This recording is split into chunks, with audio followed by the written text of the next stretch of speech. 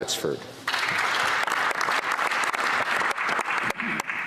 Well, thank you, Mr. Speaker, and you'll pardon if I find this very difficult to get through with. And if I might ask, Mr. Speaker, for just one very special dispensation that I be permitted to use the member's real name so that Canadians across our country know who we're speaking of.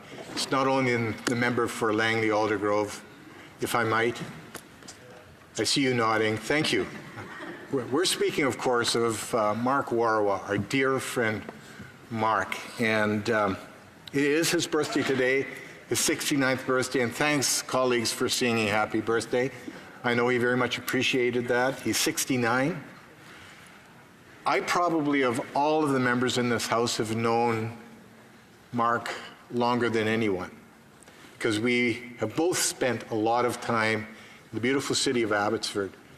And I first got to know Mark when he was the proprietor of Warawa's vacuum shop in downtown Abbotsford, and it was renowned because it had the big mechanical gorilla outside. And that gorilla would scare all the kids when they'd walk by. But he sold a lot of vacuums because of that gorilla.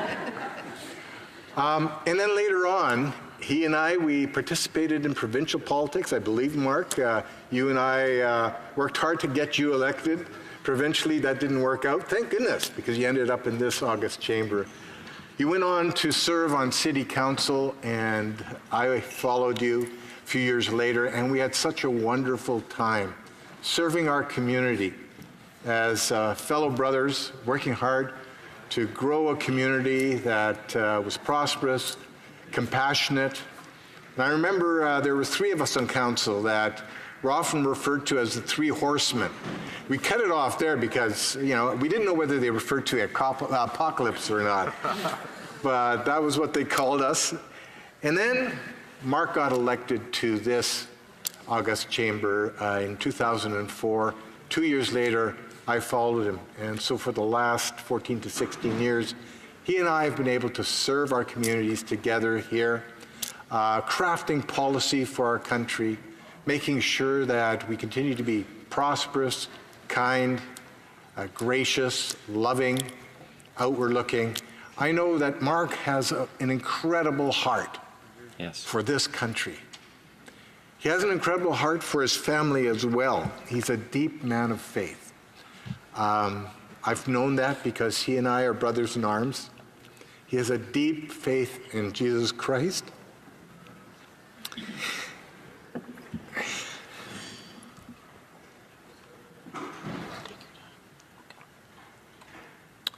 And we got to live out that faith, even here on Parliament Hill.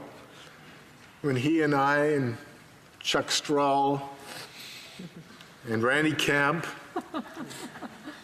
the member for Wild Rose, I will call him Kevin Sorensen, and we were part of something called the MP5.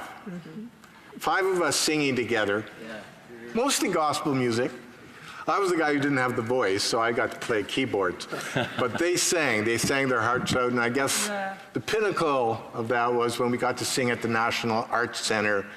We were a walk-on. We had a cameo appearance at the National Arts Centre, the five of us, of which we were quite proud.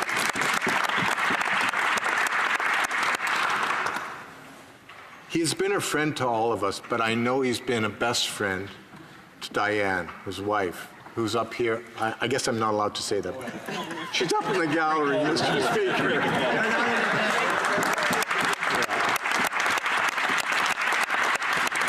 Well, Diane, he's retiring, so you now have him back full time, and I know you're going to really appreciate that. Let me close with a couple of poignant comments. Mark, we know that you have a deep and abiding faith in Jesus Christ that has driven your life. You have a deep confidence in the providence of God, that He knows best for your life, even as you walk through this very, very dark valley. We are praying for healing for you, Mark. And Mark, I think I speak for all of us in this house when I say you will be sorely missed. You're leaving an incredible legacy behind. And that legacy includes kindness. You've been kind to the opposition members in this House over the years. You've understood the role that we play here as representatives of the Canadian people. You just understood that, more so than most of us probably. And our thoughts and prayers are going to be with you as you face this challenge head on. We are praying for healing, and I know the thoughts and prayers of every single member of this House are going to be with you in the coming weeks and months. We wish you the very best, Mark, as you embark upon this new journey, this new season of life. I just wanted to say we all love you. God bless you.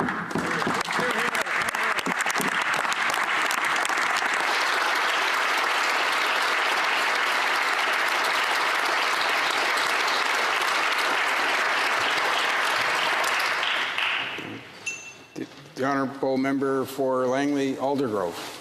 I want to thank the member from Abbotsford. I truly did enjoy working with him, both on the local government and federal. I went on a trip with him in the last Parliament.